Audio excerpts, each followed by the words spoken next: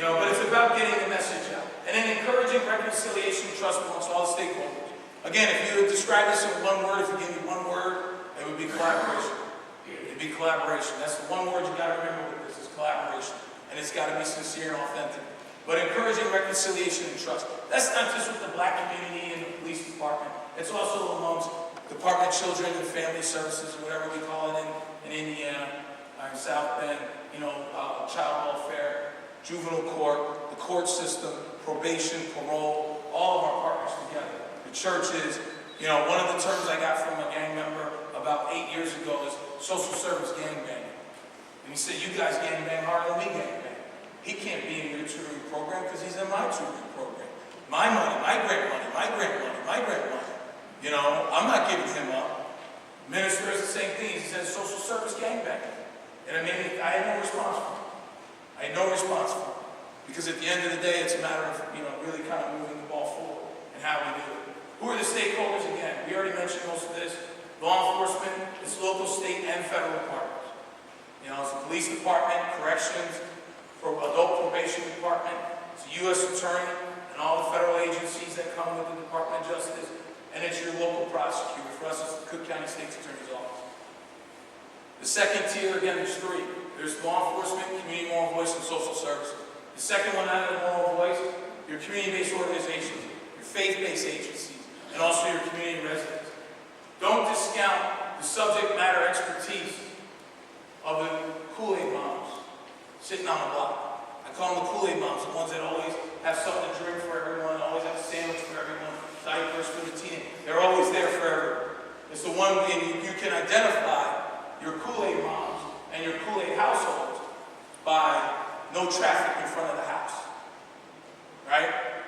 Litter all over the place, but there's some flowers that nobody will touch or walk over. Grass that nobody, walks on, leaves alone, and makes it a point to go around rather than over, even though over would be a shortcut. That lets you, those are clear identifiers of who some of these folks are. Voices of pain, aspiration, and redemption. We bring in people, mothers of murdered sons, but also mothers whose sons have been locked up for 50 to forever, whatever. And what the pain in the community, what the pain does this violence cause in the community, and the residual effects, the collateral damage, aspiration. What's the hope? That's your Kool-Aid mom. Letting these guys know, you know what? We value you. You add value to the community. And we love you. And you add value. But you need to be in your rightful place, son. And where you are right now is not your rightful place. And it's not acceptable. Crime thrives off of anonymity. Not just anonymity that law enforcement won't catch me, but also anonymity that the community won't rat me out. And because they don't rat me out, and we know there's different reasons for it. We're not here to get into that today. But because they won't rat me out, they condone what I do. But the reality is that they're not condoning what you do. They're not ratting you out for other reasons. But God, it's not because they like the violence and they like the shooting and they like your drugs and all the things that you're doing. And then custom intervention teams. Those are groups as the strategy evolves. Those are groups that we do the general calling to the group of gang representatives or gang members, faction members. But you also do a custom intervention, which is someone from law enforcement, someone from social services, and someone from the community will make a house visit to people who are identified as impact players. Just as a reminder of the message we had back in June. And here we are in August. Or things are heating up a little bit in the neighborhood. So my commander or my chief says, I need you to hit 4 or 5 houses where the conflict is going, or where we think retaliation is coming from. The reason I say it's the intervention team is because everybody needs to see that it's law enforcement and community standing together, and that social service support is very real. And then social service agencies, again, you make sure you have one contact with one number. And then an agency partner, they need to be using evidence-based practices, and they need to connect the participant with a network of providers. Again, at the end of the day, it's one unified message that everybody presents. It's not, and we had this at some points, we've done 15 of these at this point over the last 3 years, and we've been to about 10 others around the country. Inevitably, sometimes you'll have one where law enforcement stands here, and then the community tries to distance itself a little bit. We actually had one guy who got up and realized that he is a community member and was fearful of what might happen. We've never had any retaliation for any of our community representatives. could get a little rough in our neck of the woods sometimes. But there's been nothing but respect for them, you know, for making a stand and talking to them and the role that they play. But he kept saying, I'm not the police. You guys got to do right. I'm not the police. You know, you got to make sure we're watching out for the children. I'm not the police. I told him, I said, James. And more times you say, not the police, they go think you're the police. Stop. You know, he hasn't been asking. But he wasn't ready. And that's okay. The mothers of victims, they may not be ready to talk about it at that point in time. You know, you have to be sensitive about all those things. But the idea is that the violence is unacceptable and it's not going to be tolerated anymore. And in summary, law enforcement will share the response to gun violence again. Shooting is what brings the attention to the whole group. The beauty of this is that no one can claim unfair treatment. No one can claim that this is a private, you know, feud that a copper or a chief or a mayor or a reverend has against them. You know why? Because they've self-selected. They've self-selected by pulling the trigger. And that's all there is to it. And people, the whole street can respect that. Community members share the pain that the violence is causing, their aspirations, but also redemption. We have a speaker who we bring on who's a former gang member, former ex-offender usually, and talks about, he challenges the moral code of the community. He challenges, you know, all the things that you talk about and how do you solve most of your stuff? You solve it by gang members telling on other gang members. So you're no snitch zone and you're no snitch whatever. They're not even honoring this thing themselves. When you die, you know, everybody's gonna buy a $10 t-shirt. Says R.I.P. and so on and so forth. Who's going to give $10 to your grandmother or your mother to pay for your $12,000 burial cost? Nobody. None of these guys will. One guy talks about, you know, the minute I got locked up, first word I got was so-and-so was driving my car, dating my girl, wearing my gym shoes. You know, before he even got out of Joliet to head to wherever he was headed. You know, things had already shifted in a very dramatic way in the past. You know, another guy talks about, you know, everyone's, again, dropping bullets and dropping bandanas and rags and all this type of stuff in the coffin. And no one's giving that, you know, that famous Chicago handshake, you know, and slapping a few dollars to grandmas. And then everybody's going to go to the repast and eat. So you're actually getting the benefit out of knowing this thing. You're getting a meal and you're getting to show off all of your stuff. But they challenge that. And then the service providers, they offer that help, immediate help. One number is a very key point. I'm going to talk about that in a second. It's one number, no spin. These guys are used to being spun around the city. They're used to be spun around different agencies. They need one point of contact who's going to handhold them and walk them through everything. You have to treat them like that because you have to understand you have an opportunity to save lives by impacting this one individual's life. Because this is an impact play. It's not a negotiation. They're not allowed to talk. If they talk legally, it can be deemed an interrogation because of who we have in the room. Law enforcement, prosecutors, so on and so forth. So they're not allowed to talk. They come in, that's what I say, it's like an old-fashioned sit-down with folks. It's a message. It's exactly what it is. And then it's not a conspiracy case. It's not a dialogue. We don't go back and forth. And it's not around. The good news is everybody goes home at the end of the night. Law enforcement's role, identifying gangs involved with violence in the community. We accomplish that through a gang audit, where law enforcement will sit down and map out the district, go block by block, alley by alley, literally markers, crayons, whatever it may suit you fancy, and mark out who's in what area. That gives you an up-to-date reflection of who's there. Not a book from the 40s or the 50s or the 80s or the 90s, or even really the way it works now, 6 months ago. You know, landscape, a couple guys can get locked up, a couple guys can get released, a couple guys can die, and your landscape can switch very quickly on you. So making sure that stays up to date. The social network analysis we talked about, that's your university partner, running those numbers with the IR numbers to see who's connected to who, make sure you get the right people. You know, working with, that's parole and probation, mandating that they're there. If they're on paper, so you fill the seats. Identifying who's not on paper, this is what we talk about. Getting out to meet with their family members, their loved ones, what we call their influentials, and invite them to come and attend the call-in voluntarily, and then conducting an enforcement action after. So once somebody does do what we tell them not to do, it's got to be quick, it's got to be swift, it's got to be immediate.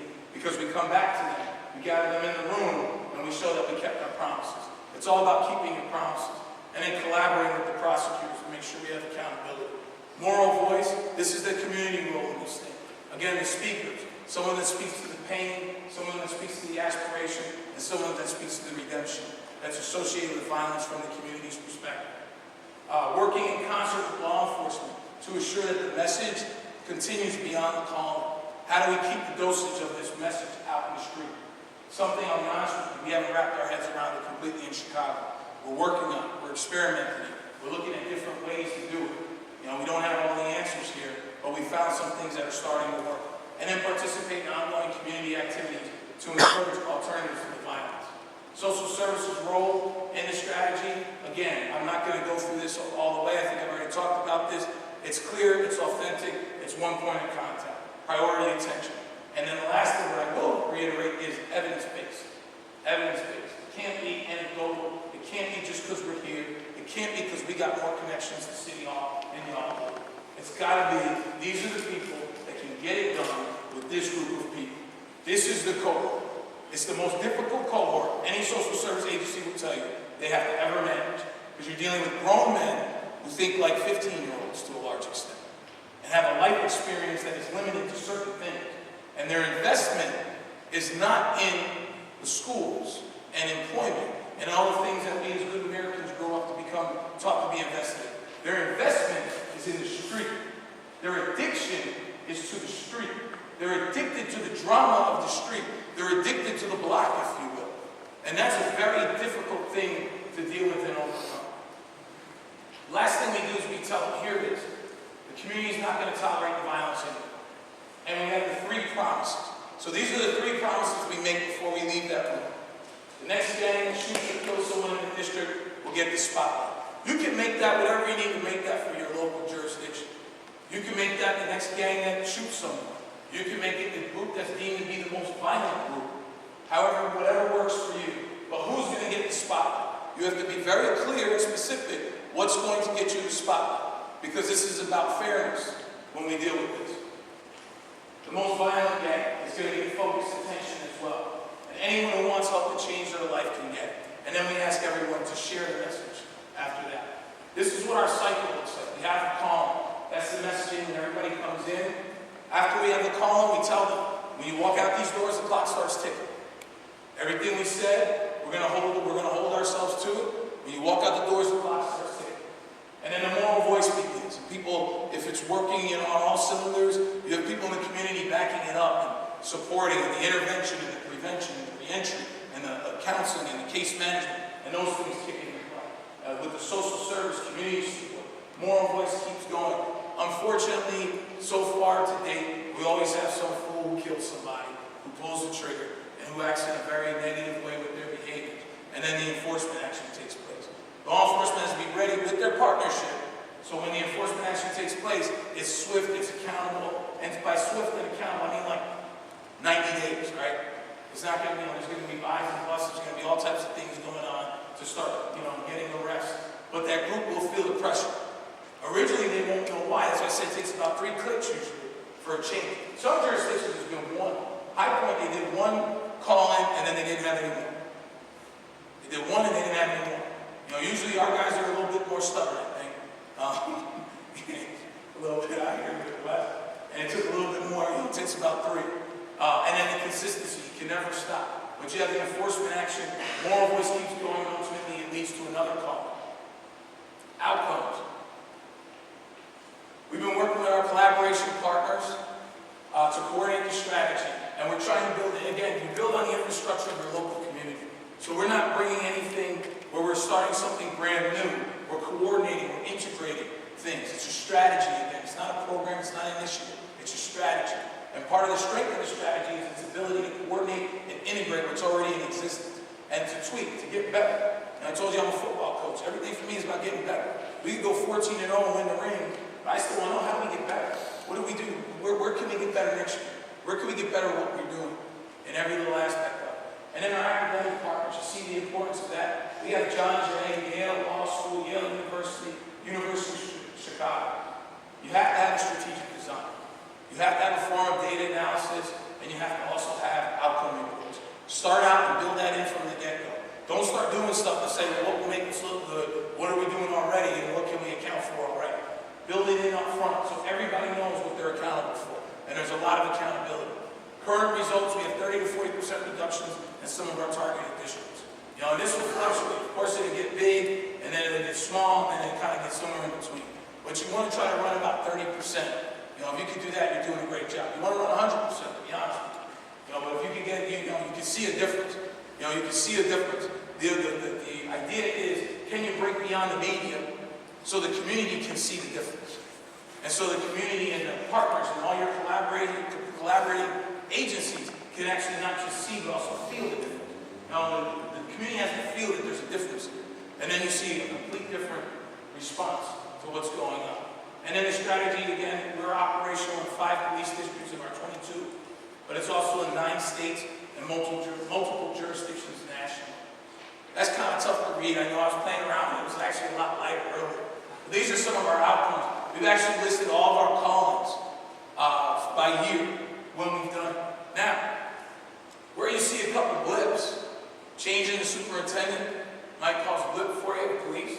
Changing a governor or a governor race, gotta be tough on crime, right? Everybody's gotta be tough on crime. This is the Midwest. We're in Illinois. Y'all are in Indiana. You gotta be tough on crime, right? Oh, you gotta be smart on crime too. Tough's not really getting us where we need to get to. We need to be smart, all right? And you're tough when you're smart. You can be tough and smart at the same time. But you look at where the blips are. Governor shut us down for a little bit because there was misinterpretation about who we were, what we were doing. What are we doing in these meetings with the gang members? Are we negotiating with them? That's why we have a slide that said this is not a negotiation. I'm being honest with you. This is not a dialogue. Because that was us getting jammed up at some point. Because when you get this going, every time you get shut down, it's, there's lives that could be saved that you might be losing. Because of what? So you got to figure out, how do we get around politics? How do we get around this? How do we get around that? And have a strategy. But you can see the social services, you can see more people have been signing up in the last 6 months or so, last year or so. That was one of our agencies who said, you know what, let me stand in the back of the room with a clipboard. Because when we started, we said our evaluation has to be pure. Never sacrifice impact for evaluation. Never sacrifice impact for evaluation. Right? We have to have a good evaluation. We have to have our data. But if something's working in you, are you going to give up a couple lives and a couple shootings because your evaluation might not be as clear as you'd like it to be? Really? We're not there. We can never make sure we never get to that. So how do we get there? This guy said, instead of just giving them a card and having them call me, these are men. These are gang-banging, gun-toting men.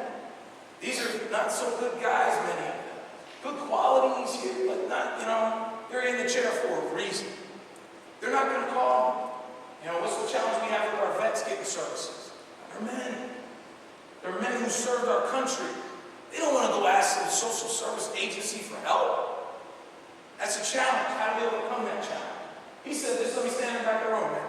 I'll say what I have to say. Let me stand in the back of the room with my own clipboard, and I'll get you the data that you need. Now, we're not getting individual data. We get aggregate data is what we're getting. So we don't know who's being seen for drugs, who's being seen for what. We don't know that, but we just know how many guys are coming in and what group they're a part of.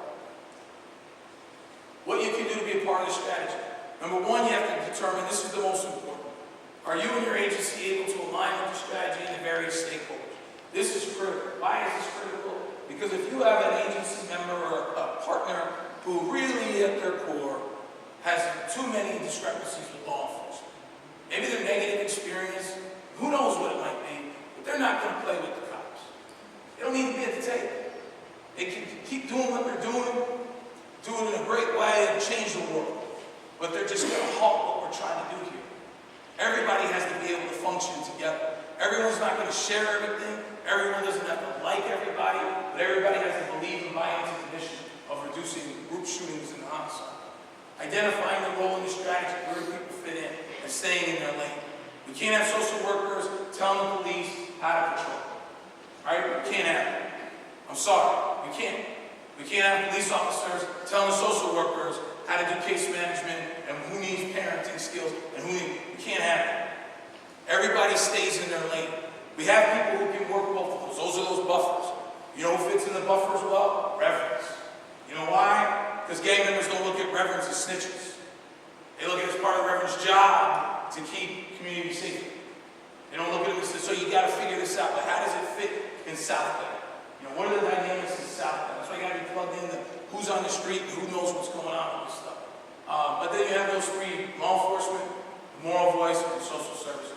And the last thing here, working together as a united front. There's one mission. The mission is not get everybody jobs. The mission is not a more fair and equitable tax-based structure for better schools. You know, the mission is not more after-school programs for our kids. The mission is stop the shooting and the killing. All those other things, it's like the chicken and the egg type of deal. Right? Why don't businesses come in the neighborhood? They're afraid. Why are people shooting up the neighborhood? There's no businesses in the neighborhood. We don't have jobs. Okay, so what are we going to do? We're going to keep crying about this thing? Are we going to keep complaining? Are we going to keep going around in circles? Or are we going to start something? We believe it starts with public safety. Public safety is something everybody can wrap their heads around, everybody can stand on. Whether you're black, you're white, you're poor, you're rich, you're Democrat, you're Republican, it does not matter. I have 4 children and a wife at home in Chicago right now. I'm here with you in South Bend, but I'm hoping and believing that the officers in my district are doing what they do so well and keeping my public and my family safe. Everybody can get into that. That's why I say this is something that's pretty common sense. So that's an overview and an implementation. My plan was just to take about 10 minutes and walk you through an actual call-in now. So you can sit in these chairs like you're the gang members, you're the representatives, and see what you'll see. All right? Call-in takes about 60 minutes. I'm going to just walk you through in about 10 minutes and tell you who would approach, what they would say, some of the things that they would say, and how they would say it. And then we'll be open for questions and answers. And we have a team here from Chicago, so it won't just be myself, there'll be others as well. I want to make sure that, I know a lot, but I don't know it all. And there's some here that know more than me in certain areas. So I want to make sure you guys get the best of what we have to offer. Is that okay with everyone? Okay. All right, here we go. So this is a call. So you just come in. Each and every one of you sitting in the seat right now represents a different faction on the street. And I think, Chief Kirby, this is about right for one district in Chicago. We get up to like 70-something factions in one single district. It's a bit to manage. But we have a faction member, and the idea is we want members that are those red nodes that we saw. Who's connected to who? That's what we want in these chairs. I don't care about your rank. I don't care about who killed who. I don't care. We need to see who's connected so that this message that we're about to deliver will be spread. So we have the call for the district. We talk about why we're here. We have a list of the murders and the shootings that took place in the previous year, 6 months, 2 months, whatever our timeline is at that given time in that particular district. And we map it. And they'll sit in the chairs and they'll crane their neck to see what blocking. Oh, that's so-and-so. That's Shorty got shot right there. That's when they killed him. And they'll be there. Again, there's no conversation, but they're paying attention to this map. The superintendent will get up. And he will deliver the superintendent of police, the top cop in Chicago. And he will get up and deliver a message to them. He's in charge of all the cops in Chicago, law enforcement in Chicago, homicide rate, shooting, rest on my shoulders. And I'm here tonight to talk to you 40 guys. This is how important this is to me. In your district, one of 22 districts, I'm here tonight to talk to you 40 and let you know that this is serious. And this is at the top of my radar. It sends a very powerful message. But we tell them why we're here. Chief of patrol for us, it could be a tactical sergeant, it could be your chief of police, whoever, but it's still a law enforcement official. We'll then get up and talk about, these are those nodes we talk about, the red and the gray circles. We actually pull their pictures up with their IR numbers. And we have these arrows pointing back and forth. And we say, we know what your groups are and how you're connected. And you may say, hey, I'm not connected to that guy, but my group is connected to his group. And that's what so up to this point in the call, they've come in and they're angry and you got the wrong guy. I changed my life. I've been out for 10 years. I don't even have a parking ticket. I'm not a member of a violent organization. How you gonna put that on me? This is some bull. And then all of a sudden they look at this, and as you're sitting here, they start doing this, going down in your seat. Their hand goes up. All the body language starts kicking in. And it's almost like, oh my God, how do they know? And they're looking around the room. And some guys may look around because he's connected to him, and they're not supposed to be connected with each other out there. So there's something that might be going on there. But it's a reality check, if you will. And this is one of the most powerful slides that the police department has given for us. And and done this for us, and Professor Papa Crystals, because there's no hiding anymore. This is your honeymoon. This is Ralph Cramden right here. This is it. Norton, this is it. I got you, Norton. And it's their actual photos and pictures. Sometimes it'll be a deceased guy. We'll put his picture up. You know, because the message again is that not only are you most likely to shoot someone, you're more likely than others to be killed in this process as well. That's where it becomes, that's the message when you do those custom interventions. When you meet with family members and influentials. Because they feel that message. Because they don't want their kid to get killed. You know, and they know he's running around, but they don't know how serious it's become for him.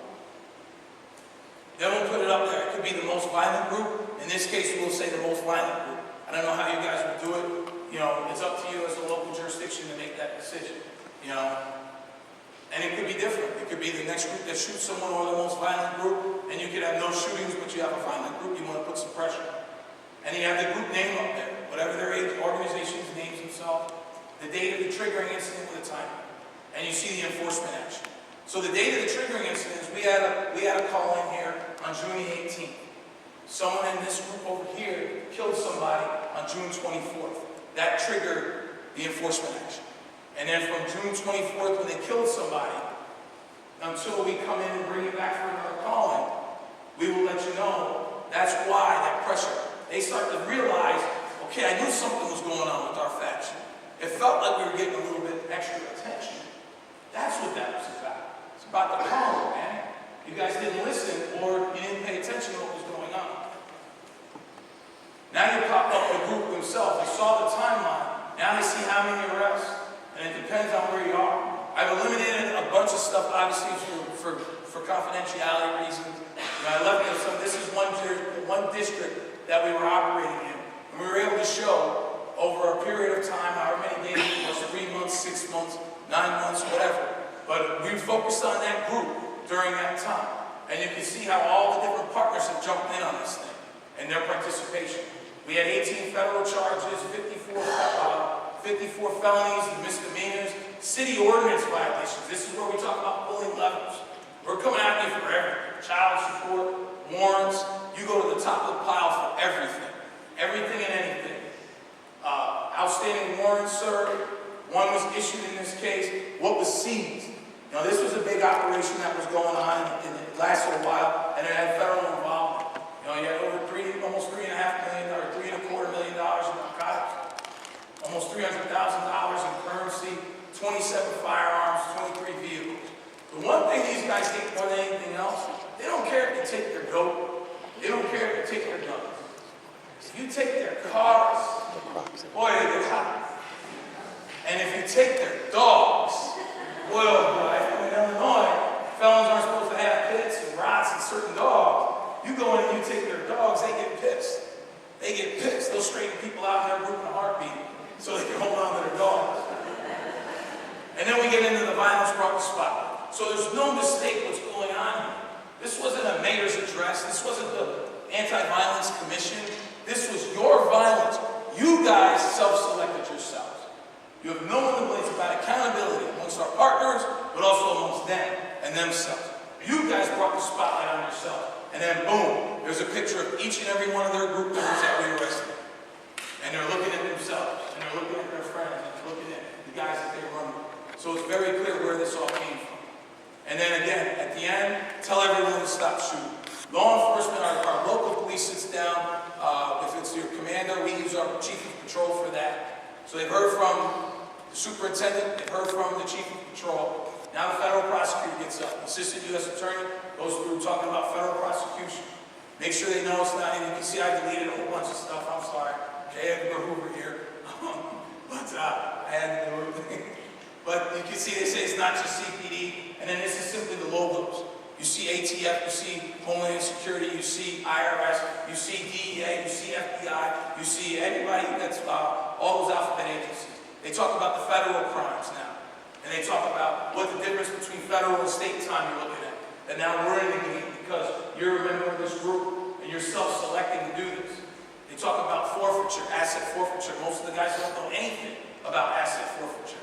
They have no idea that any of the proceeds of their crime, they're going to take. If they think they can connect, they're going to take it. So everything that you have, and then that's actually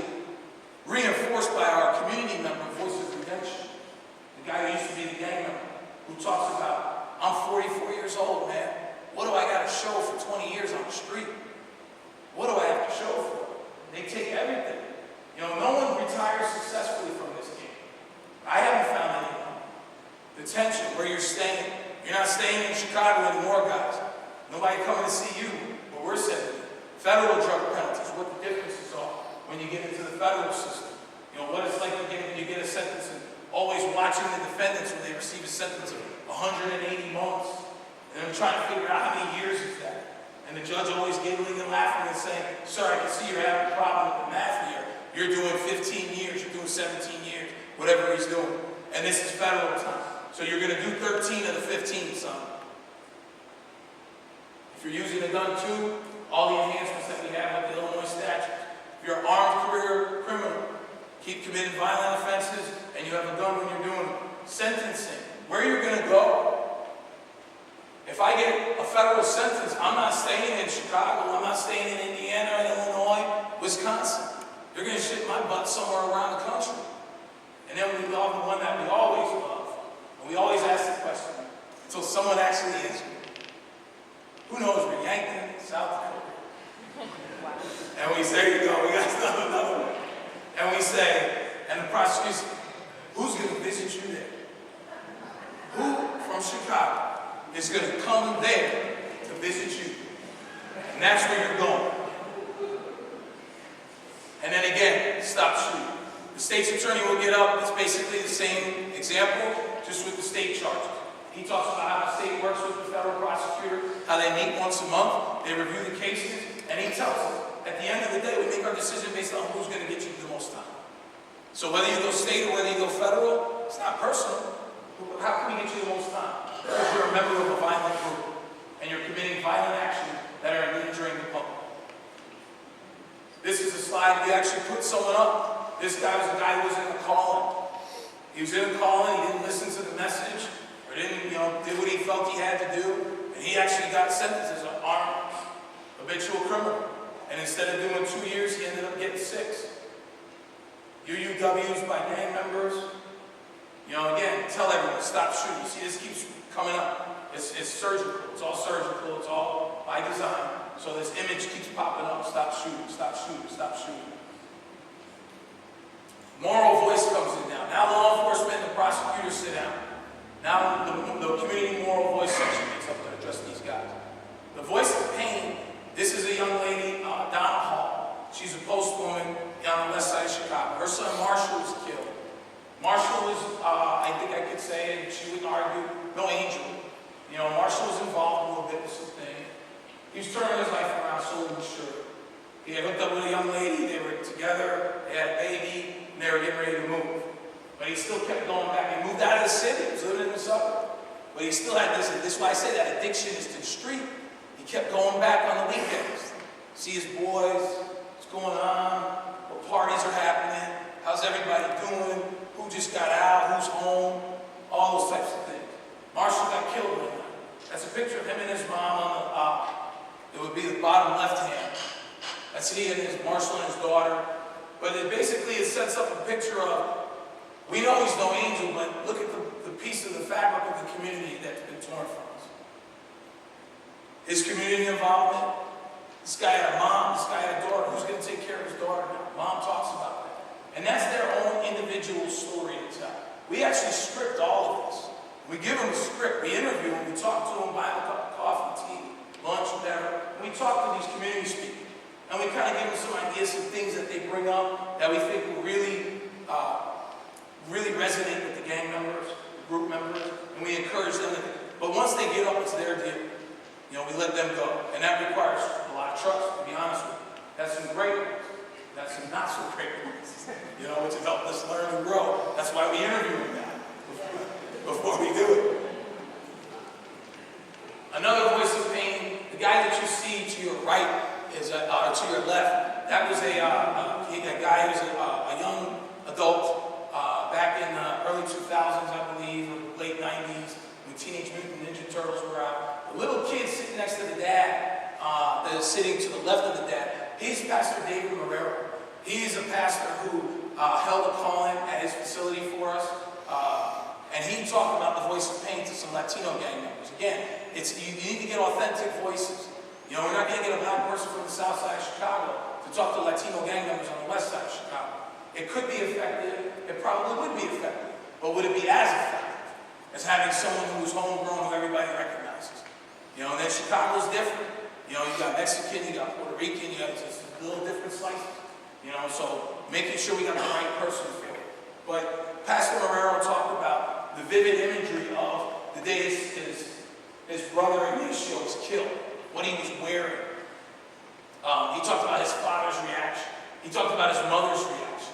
And I don't know the Latino community here in South Bend, but in Chicago, they had two services. They had a service in Chicago, and then they had another service. They flew his body in Puerto Rico, and he was buried in Puerto Rico.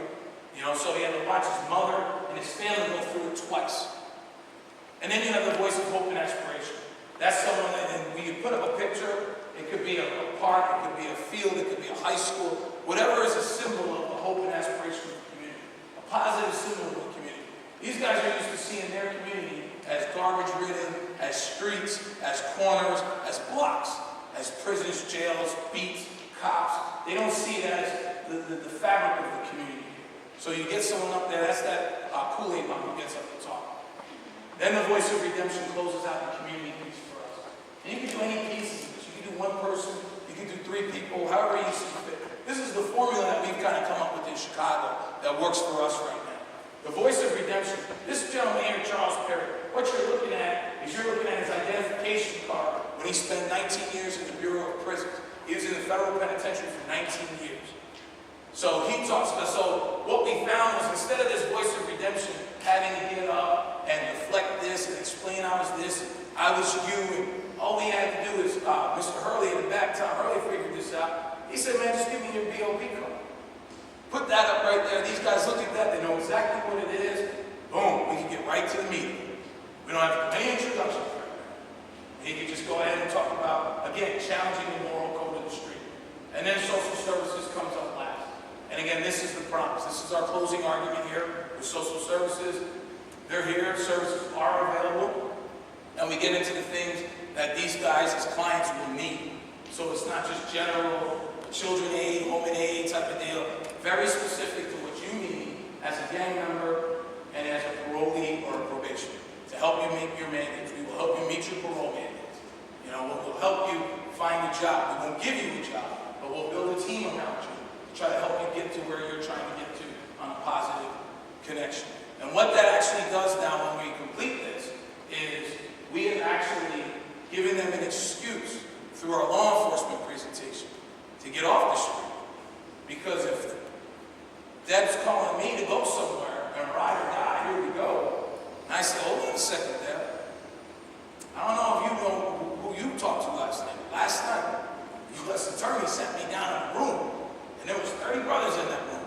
And the police chief was there, and the state's attorney was there, and they put our group up there, and they showed what they did to the Lamron BDs the last month. That's what's going on. It was an investigation and so on. So what's she gonna say? You know what? Why don't you stay home with me, Chris?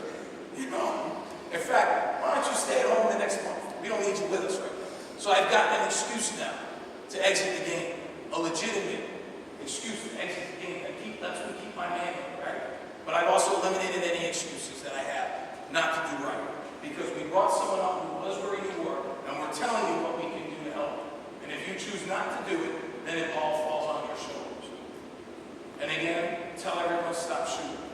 The promises pop up that you saw on the earlier part of the presentation, so that they're very clear what we're saying. These are the three promises. Very easy to remember. I'm sure all the Baptist ministers in the room can appreciate us putting in three promises.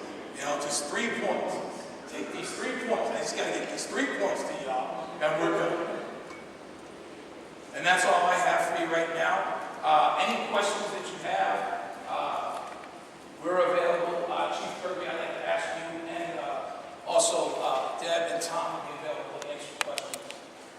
As we discussed in the opening, and those of you that came late, if you have questions, please reduce your questions to one of these cards. If you need a card, raise your hand. If you've already put your question on a card, please hold the card up and direct them. We'll send it to the side aisles. Share your card on the right.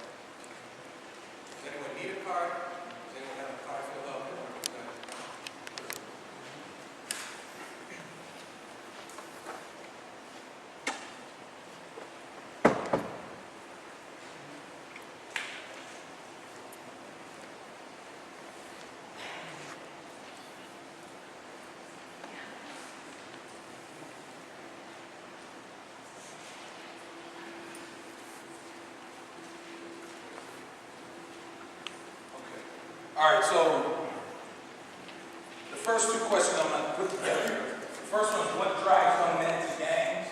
And the second one is where do things like after-school programs, excuse me, and job opportunities come in? I think what drives young men to gangs is what drives young men to anything. You know, I think I've said this for a while. You know, some people argue with me, but I think boys are different than girls. You know, I think that, you know, I don't have any girls. I have 4 boys, but I can tell you when they play on their own, you know what they do? They play construction workers, they play cops and robbers, they play cowboys and Indians and whatnot. They play something where they play sports, mostly team sports. They gravitate to things where there's a clear one side, other side. There's a clear authority figure. Is it the coach? Is it the ref? Is it the boss? Who's in charge? They play Army. They play, you know, and they usually, my guys, they usually play a little rough.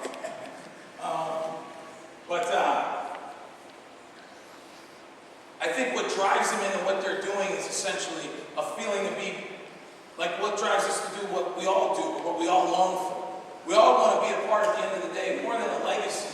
We want to be a part of something bigger than ourselves. You know, that's why we join teams. That's why we join civic associations, fraternities, churches, whatever. We want to be a police department.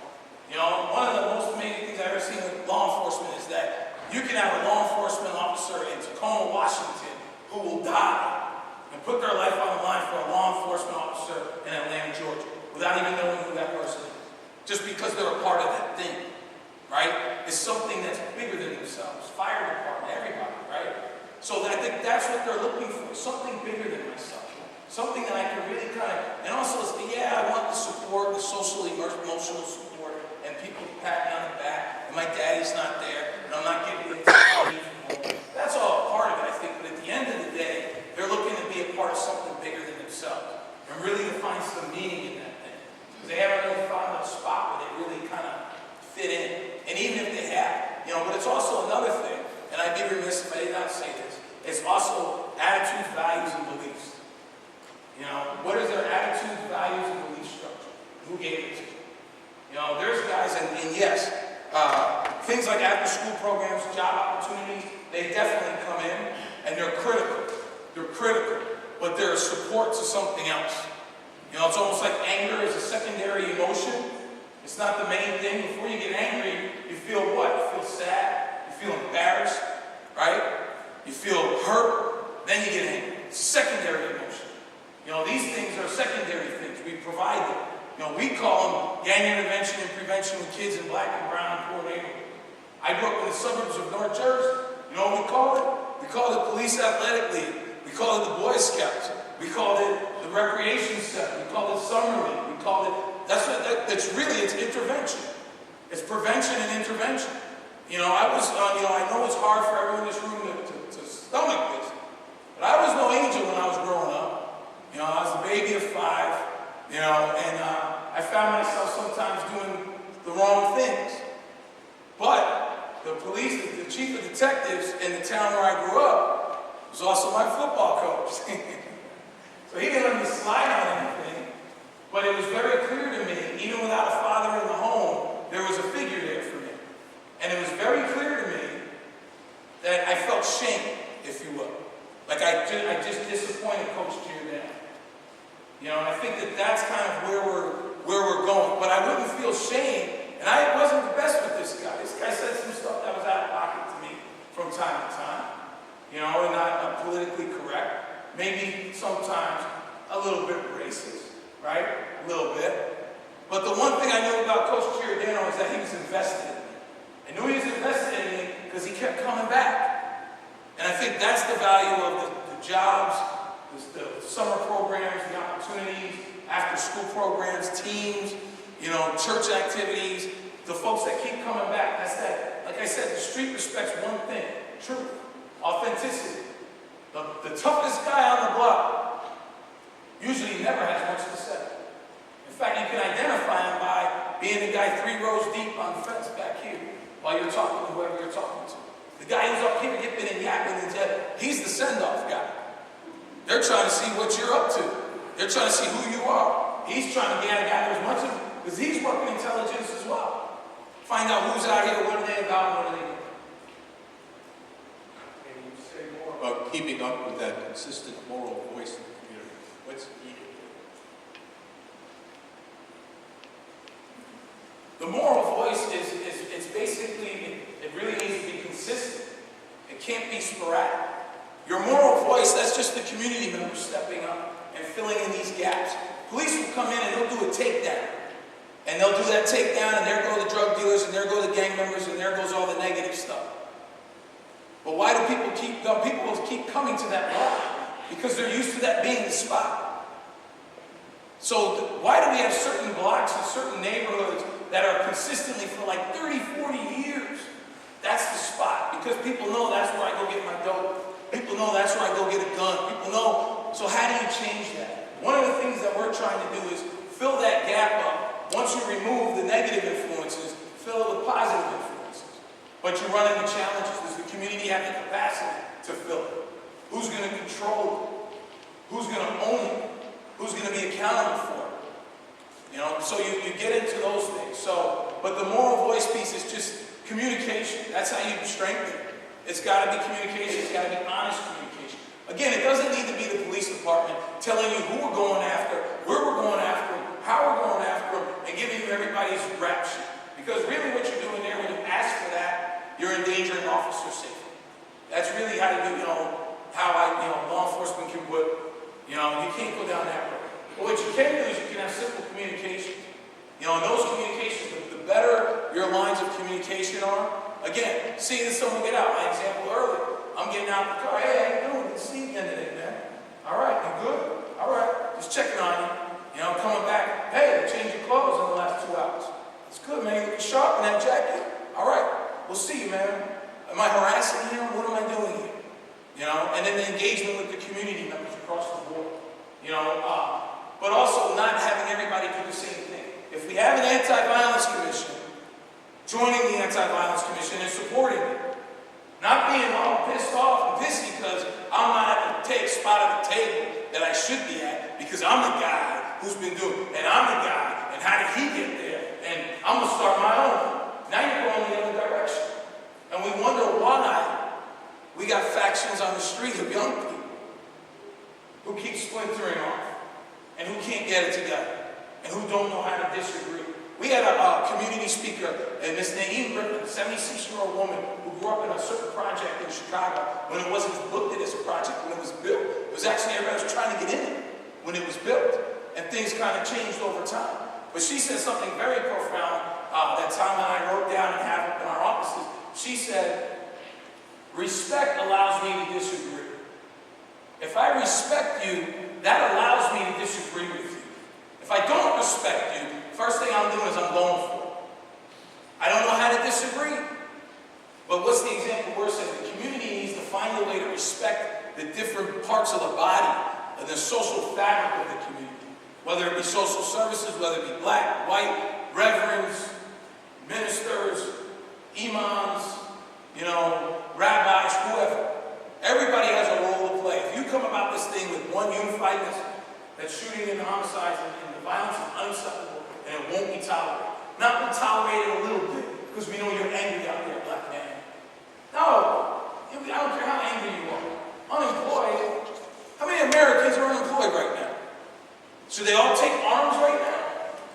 And I gotta sell drugs because I'm unemployed? And you're giving them away out with the social service piece. And then the whole piece about, as far as, I gotta do what I gotta do. So you're a contract killer now? Like you make your living off of killing people?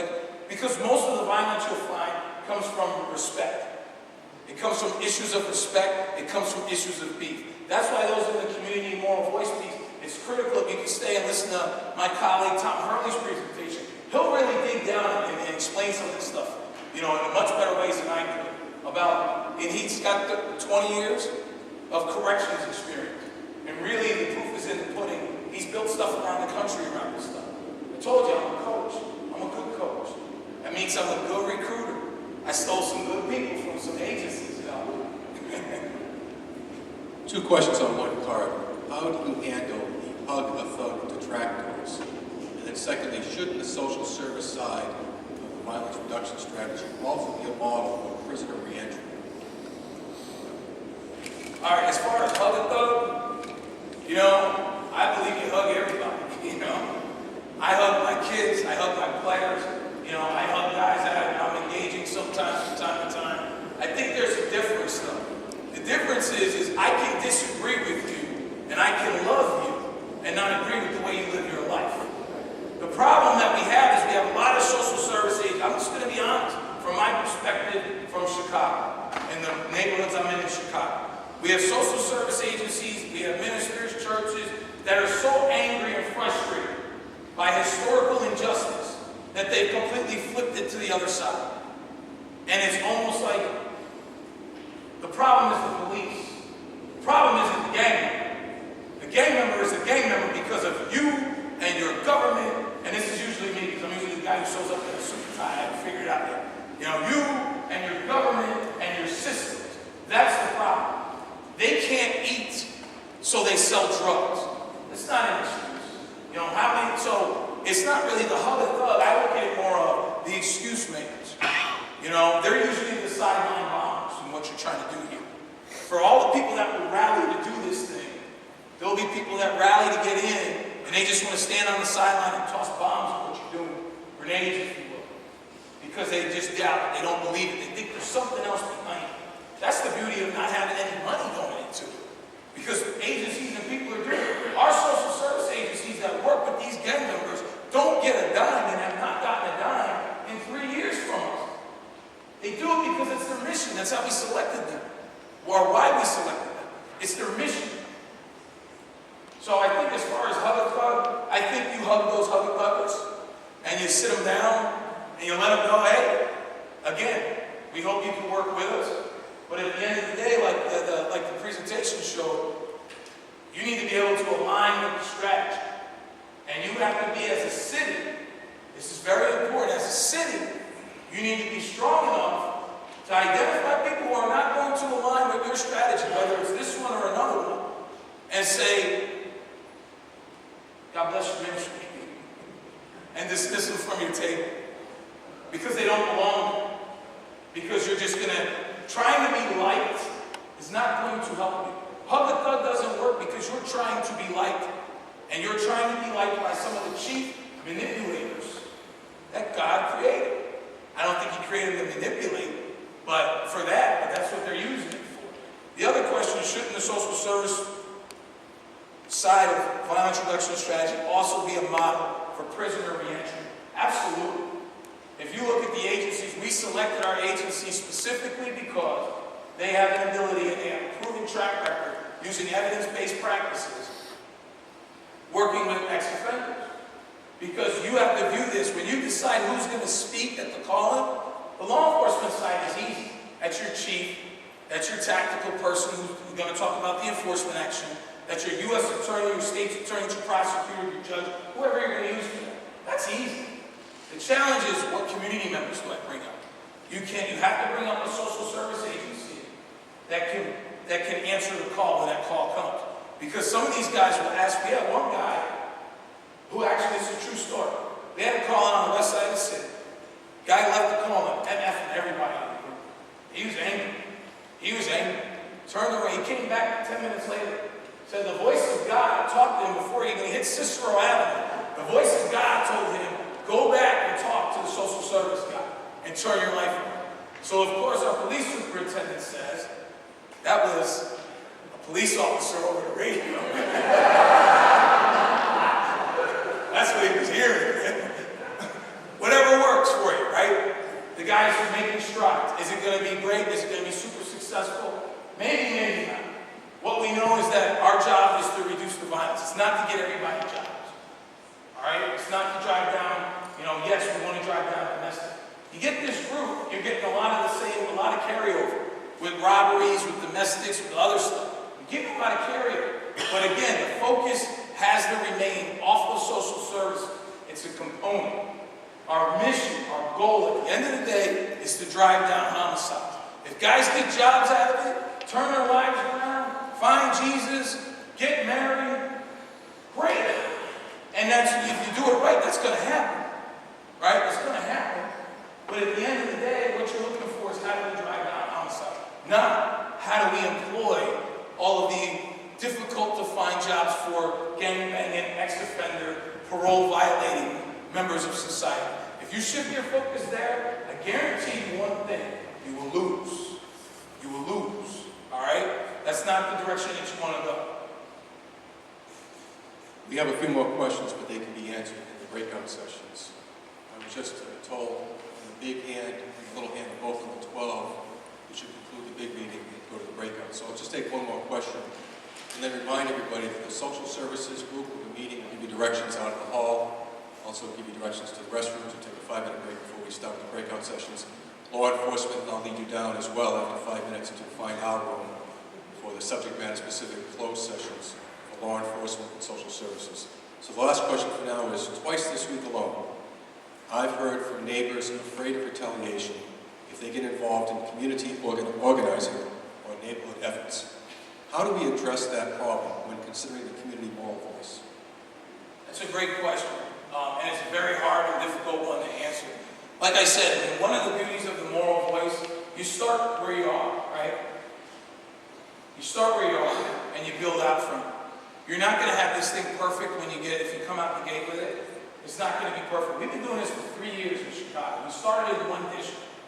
You know, yes, the scope is different, the volume is different, but the actual pieces of the strategy you can extract. I take stuff from High Point, I take stuff from Los Angeles, I take stuff from Stockton, California, whatever's going to fit. Because again, you don't look at it as a big chunk of the whole city of South Bend.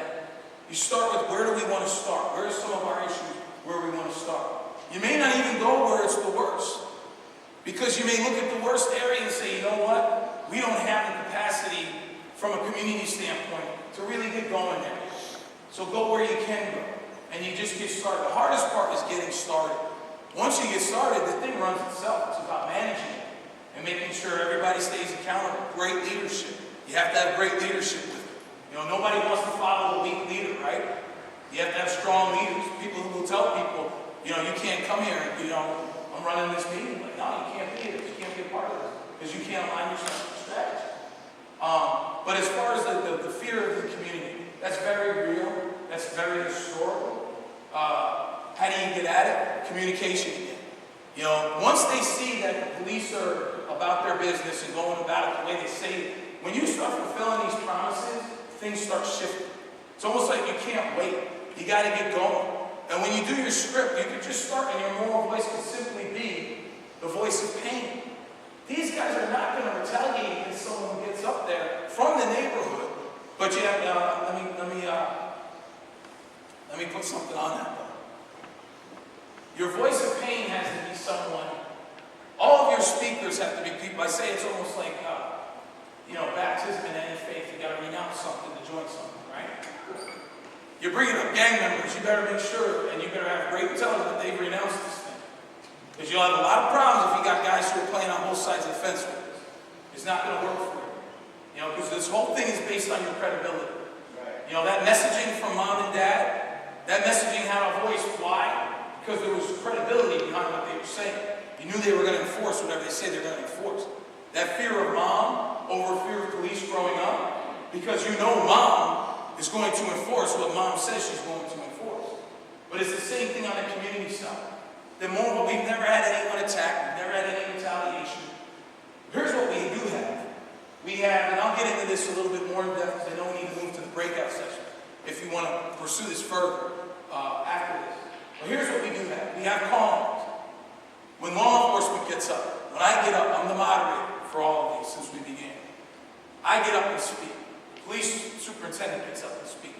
Chief of patrol will get up and speak. The state's attorney will speak. The U.S. attorney will speak. And they will listen, they will hear what they're saying. They will hear what they're saying. Their eyes are bounced like they're watching a tennis match as they walk around. They all kind of walk around. More than me. You get dizzy with them. You know, superintendent will walk through your eyeball. But they hear what they have to say. When the community members get up, they listen to what they're saying. They actually listen to it. Because again, crime thrives off of what? Anonymity. Anonymity that cops won't catch me, but also anonymity that I'm going to be sanctioned by my community and my actions. And once they see that that sanctioning is not happening, And in fact, they may not be snitching on you, but it's not because they agree with what you're doing and the way you're living your life. There's something else going on there. But you have something to work with. We've actually had gang members start crying because they can relate. You got to get the right people. That's the key. That's why we interview them. That's why and we've crashed and burned many times. You know? But I think we're on to something now, the formula that we have that's been working for us now. And we're starting to see some real true results. And then you're going to see spikes. Public violence is like the stock market. You know, you can't say, you can't look at it day to day all the time. You know, you have to look at what's the long term. What have we been able to accomplish long term? What are our results look like? And also, what are the root causes? You know, if I were to drive up here from Chicago with a van load of AK-47s and extended clips, look, everybody offers, I'm not doing that. Everybody just looked up. I don't have guns. I'm like, you know.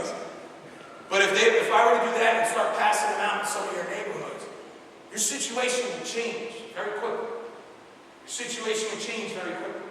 How much of that can the police department control?